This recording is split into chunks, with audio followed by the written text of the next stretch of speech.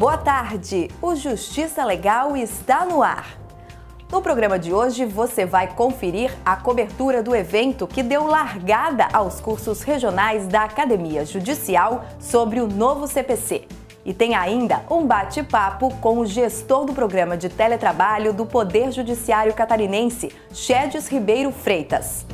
E você vai conhecer mais a partir de agora a respeito do projeto Memórias da Justiça, uma iniciativa do Tribunal de Justiça de Santa Catarina que visa valorizar e resgatar a história de personagens que fizeram parte da justiça no estado ao longo de 125 anos.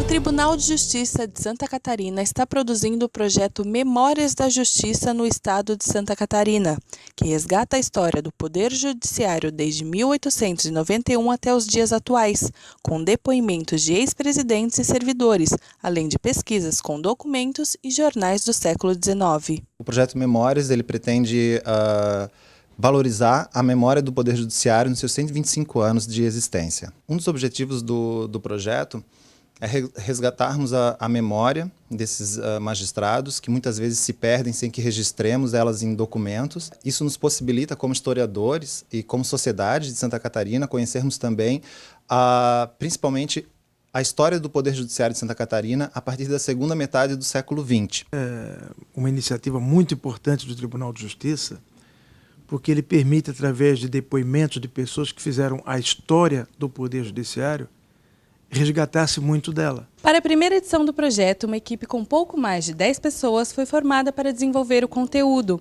e os resultados desse trabalho serão apresentados em formato impresso e em vídeo, com previsão de lançamento para outubro, mês de comemoração dos 125 anos do Tribunal de Justiça de Santa Catarina. Neste ano em que nós vamos completar 125 anos de atividade, surgiu a ideia de se desenvolver esse projeto, ouvindo das pessoas que contribuíram com suas vidas para edificar essa grande obra que hoje é o Poder Judiciário de Santa Catarina, um pouco da sua experiência, um pouco da sua vivência, um pouco até do sofrimento de cada um e da contribuição que cada um desses ex-presidentes, que são memórias vivas do Poder Judiciário e também servidores, deram ao longo de sua vida para construir essa belíssima história do Judiciário em Santa Catarina. Ele tem dois produtos principais.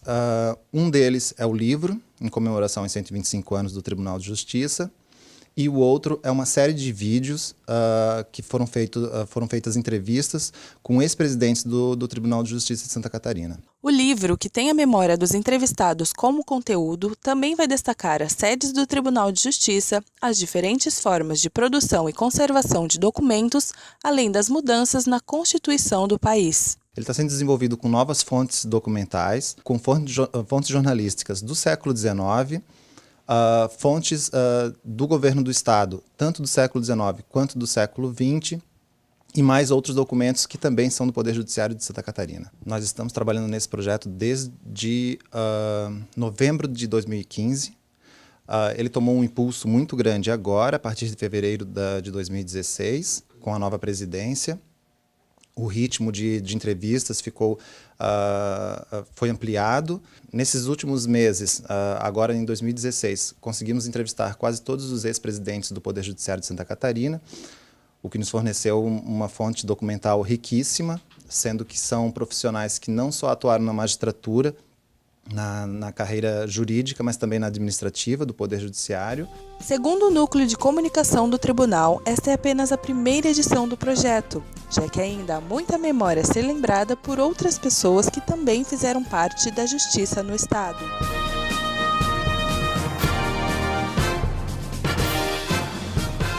Para saber mais a respeito do programa de teletrabalho no Poder Judiciário Catarinense, a nossa equipe acompanhou a palestra de Chedes Ribeiro Freitas na 26ª edição do Congresso Catarinense sobre Gestão de Pessoas e lá conversou com ele a respeito dessa modalidade pioneira entre os tribunais estaduais pelo Brasil. Hoje nós estamos na 26ª edição do Congresso Catarinense de Recursos Humanos, que aconteceu aqui no Centro-Sul, em Florianópolis.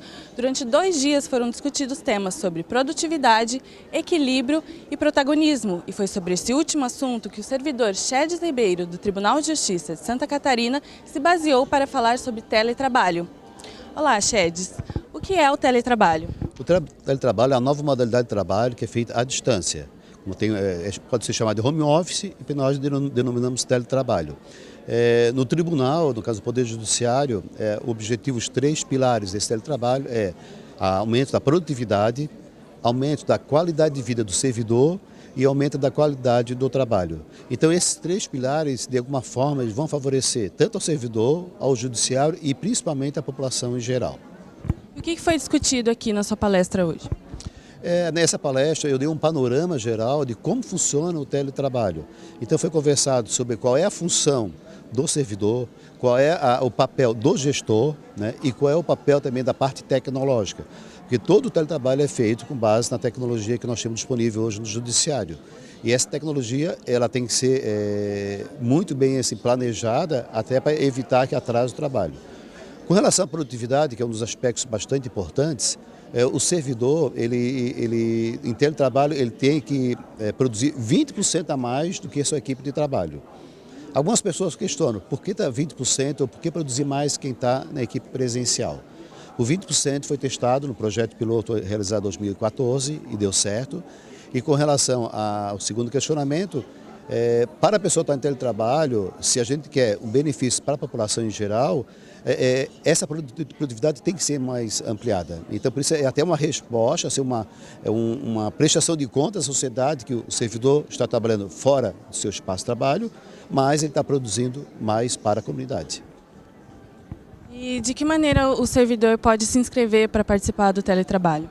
Ele tem 3 modalidades. A primeira é por demanda, quando uma determinada atividade requer uma concentração maior do servidor ou para dar vazão àquele tipo de processo, ou por interesse judiciário, o gestor que solicita, né, se o servidor entrar em teletrabalho, que será o benefício para o servidor e para também, no caso, a unidade que solicitou, né? E o mais que a gente chama mais democrático é o processo seletivo. O tribunal edita um edital. Esse edital abre inscrições para o teletrabalho, define quantas vagas vão ser providas e é feito um processo seletivo com base em alguns critérios que nós temos, que está na resolução, para a pessoa ingressar no teletrabalho. Todos esses critérios, essas regras, elas fazem parte da resolução 14/2015, que é a resolução que editou o teletrabalho e foi aprovado por unanimidade pelo Tribunal Pleno. Atualmente, são 150 servidores que se beneficiam no programa. Após a palestra, o público manifestou opiniões positivas em relação à modalidade. A Alchedes abordou aspectos bem importantes, né, aspectos legais, e falou também sobre a produtividade dos servidores, né, a vantagem do teletrabalho hoje pela vida corrida, né, que a gente tem, então a gente consegue estender esse nosso trabalho e inovar a nossa forma de trabalho no setor público. Hoje, desses 150 servidores, a maioria são mulheres e são mães também, né? E que facilita bastante a mulher assumir esse papel tanto no mercado de trabalho quanto o seu papel de mãe de família. Então a gente espera mais inscritos, né? E realmente a ideia é continuar com esse trabalho no Tribunal de Justiça. Eu acho que é uma modalidade que vai sim ela ser fortificada no mercado hoje. Isso, claro, que dependendo da atividade. A realidade que ele demonstrou ali é possível e eu acredito, como ele falou, não tem mais volta. É algo que vai crescer sim. Eu acho uma medida interessantíssima, né, de futuro, né, e que vai fazer com que o servidor se sinta também motivado à prática do serviço público do qual ele foi revestido disso, né? Porque você, quando escolhe, né, trabalhar no Tribunal de Justiça, no Tribunal de Contas, num órgão público, você nada mais é do que um servidor do público, né? E se você tem qualidade de vida no exercício dessa função, melhor para todos nós, né? Então, esse é um dos benefícios que se espera de cada servidor e que ele comece a cuidar da sua vida física e mental. Ele começa a utilizar o tempo para também aumentar essa convivência, tanto familiares como amigos. A Academia Judicial deu largada aos cursos regionais sobre o novo CPC. Ao longo dos próximos 4 meses, de junho a setembro, 10 comarcas polos do estado devem receber orientações sobre o novo Código de Processo Civil. A estreia dos cursos aconteceu em Florianópolis, na sede do Tribunal de Justiça, com a palestra do desembargador substituto Francisco de Oliveira Neto.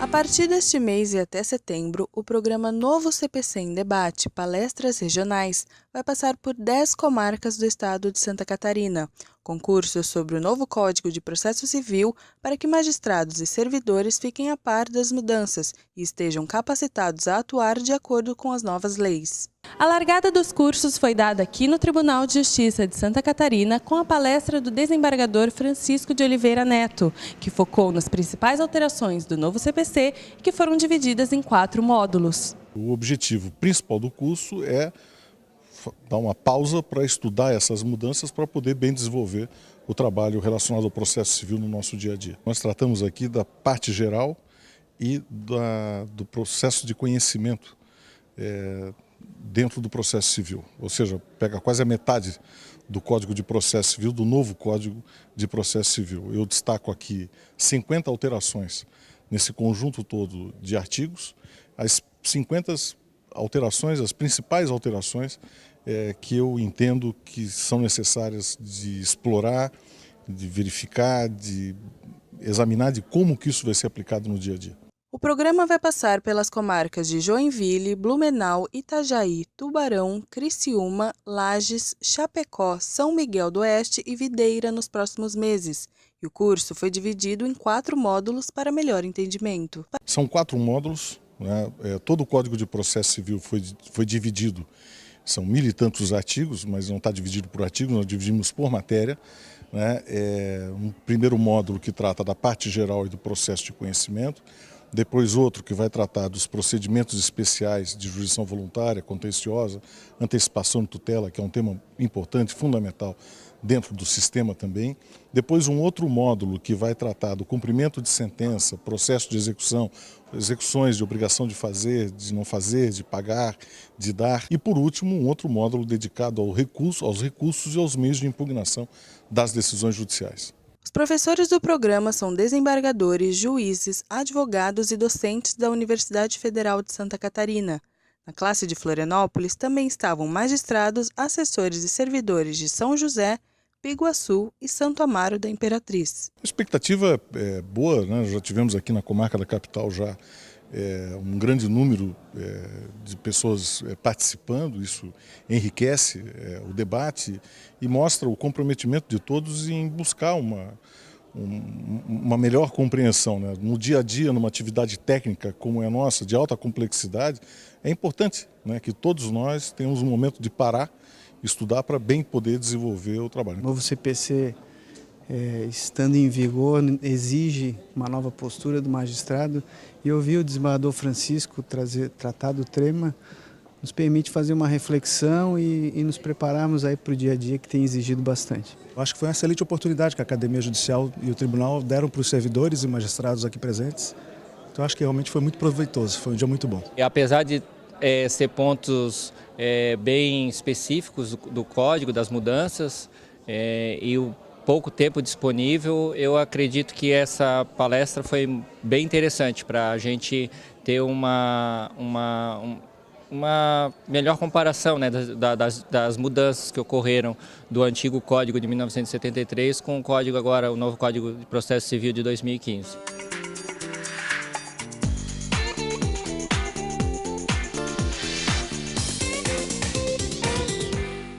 E a seguir no quadro Entrevista, uma conversa com o advogado Oswaldo Agripino de Castro Júnior, especialista e professor em Direito Marítimo e Direito Portuário. Fique conosco, voltamos já.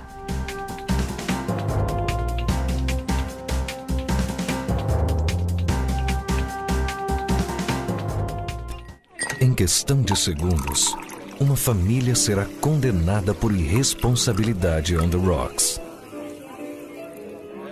A arma sendo carregada.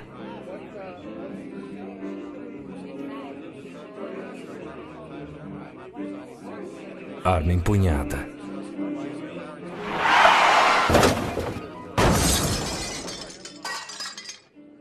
Tribunal de Justiça de Santa Catarina.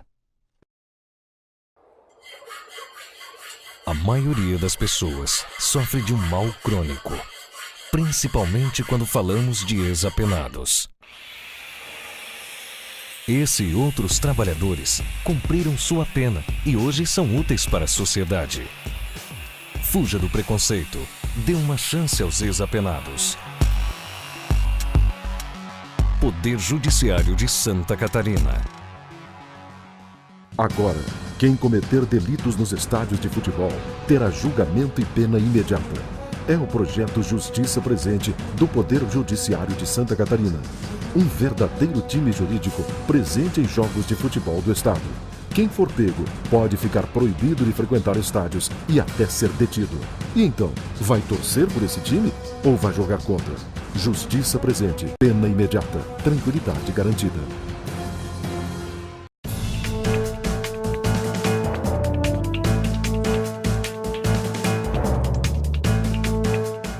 Conversa conosco hoje no quadro Entrevista é o advogado Oswaldo Agripino de Castro Júnior, especialista e professor na área de Direito Marítimo e Direito Portuário.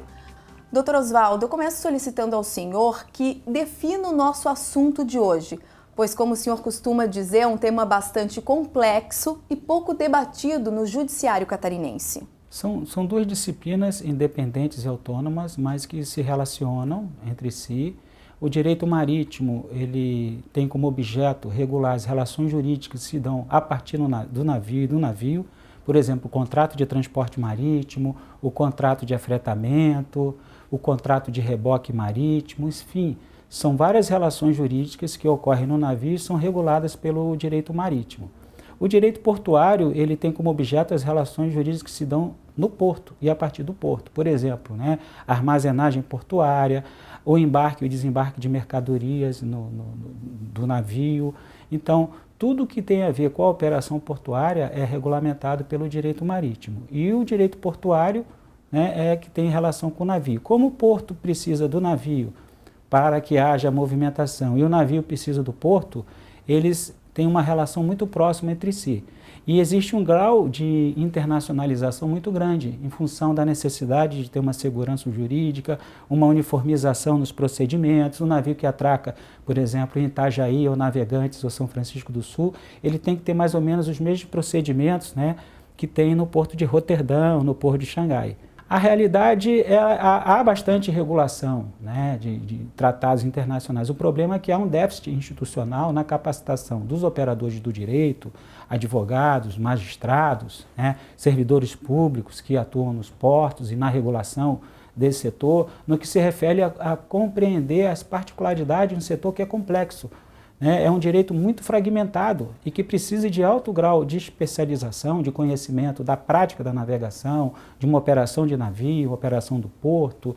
O direito marítimo e o direito portuário, eles não existem sozinhos. Por exemplo, o direito marítimo, ele precisa do direito da navegação, que é outra disciplina jurídica, que já regulamenta a segurança da navegação. Inclusive, hoje o senhor ministra um curso na Academia Judicial do Tribunal de Justiça de Santa Catarina que capacita magistrados para julgarem casos que envolvam esse tema. É um tema bastante recorrente aqui no estado, o direito marítimo e direito portuário? Ele é recorrente porque o estado de Santa Catarina é um estado com forte atividade de comércio exterior e que tem um segundo maior polo de movimentação de contêineres do Brasil. Santa Catarina tem uma expertise, uma logística bastante avançada comparada a outros estados do Brasil, apesar dos problemas.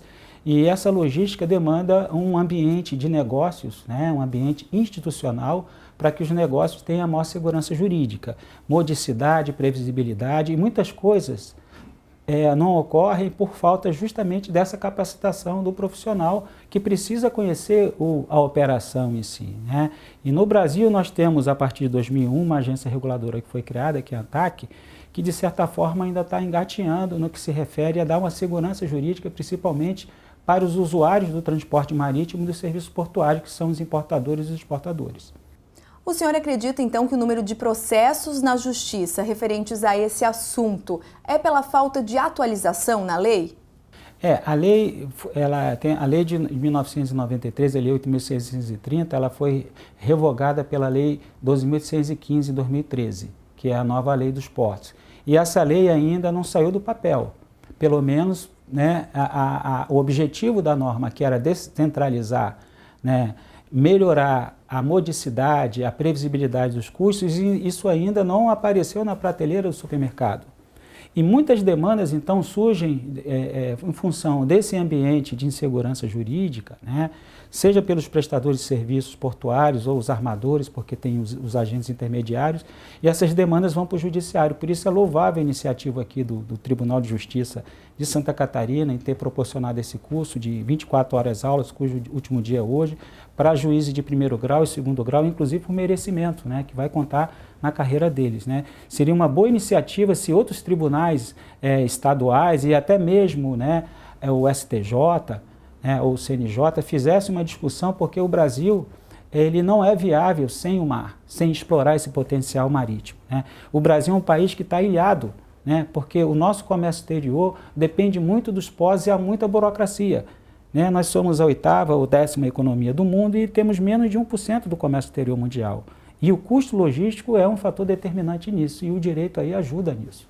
A legislação ela é boa, o que está faltando é um ajuste, né, que deve ser feito pela agência reguladora ANTAC, no sentido de criar, né, um regulamento marítimo e um regulamento da defesa da concorrência.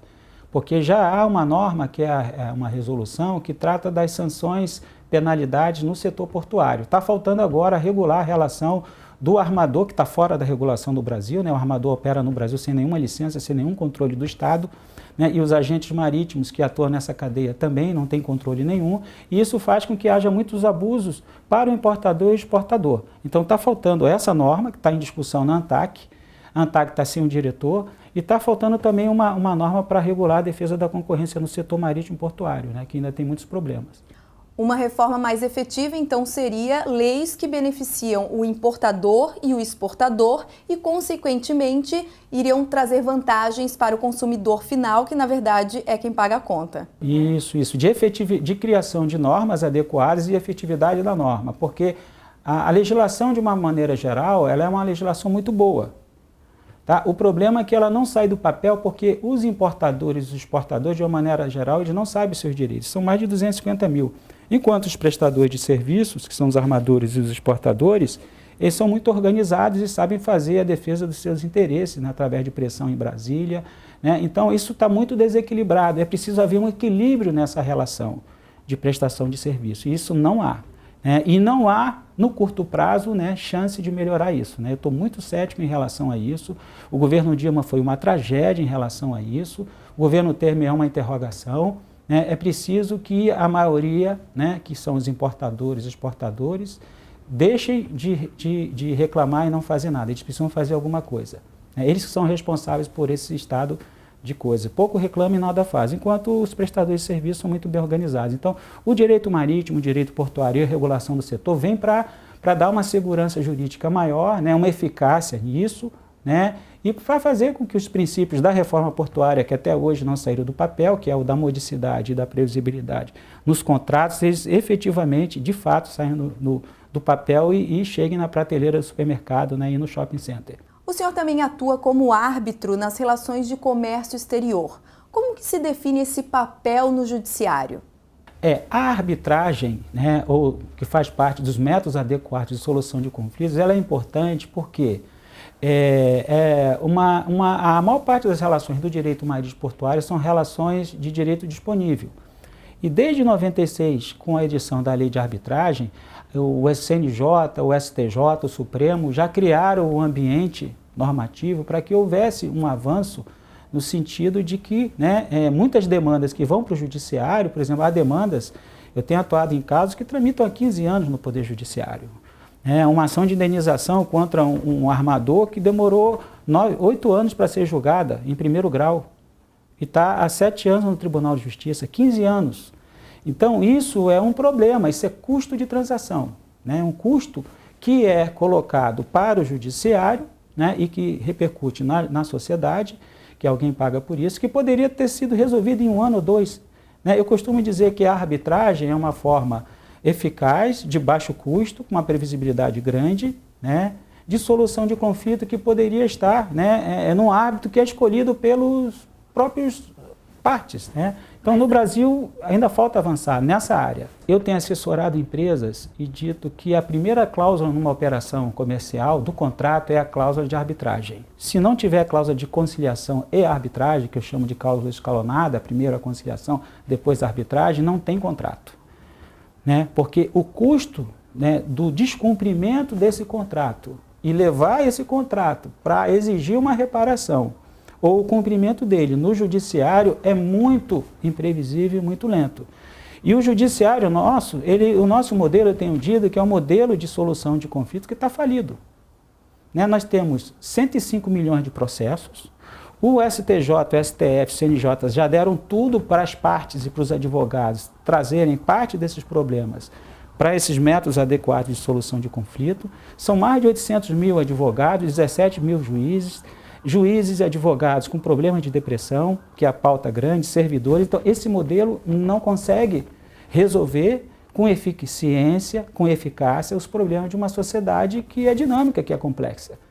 Então, a sociedade civil ela tem que avançar culturalmente, os advogados, as partes, né, precisam saber disso. A arbitragem não é nem do advogado e nem dos árbitros. A arbitragem é das partes. Assim como o judiciário é das partes, nós temos que servir as partes que estão em conflito. E o conflito é inerente à natureza humana, né? Então, a sociedade civil, ela precisa se organizar para fazer essa sensibilização, para que haja essa cultura que é muito mais avançada em outros países, como, por exemplo, Estados Unidos, né, na Inglaterra. Fazer com que nesses contratos eles possam ser resolvidos através de conciliação e até em arbitragem. Eu acho que é possível, né? Mas estamos começando, fazendo um trabalho aqui em Santa Catarina, temos viajado pelo Brasil. Eu acho que no médio prazo aí as coisas vão começar a serem mais eficazes.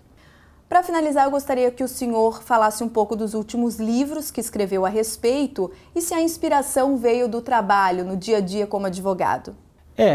Eu lancei agora 3 livros recentemente, né? Um que é o Direito Portuário e a Nova Regulação, onde eu analiso a reforma portuária, um livro que demorou 3 anos, né? Foi publicado pela editora Aduaneiras, né?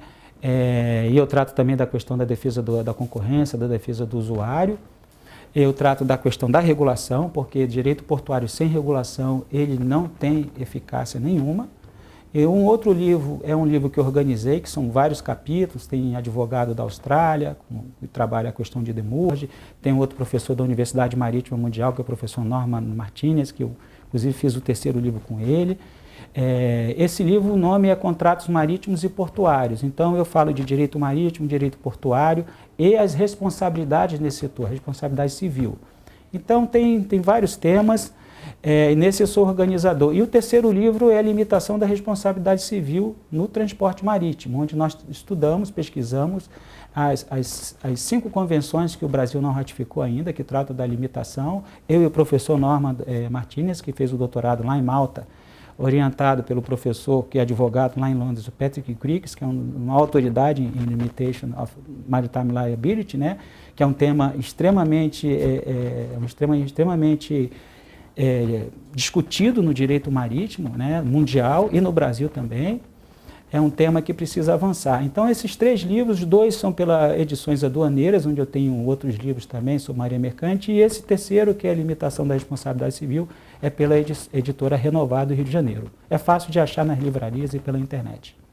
Obrigada, doutor Oswaldo Agripino de Castro Júnior, que falou conosco a respeito de direito marítimo e direito portuário e questões que envolvem esse tema.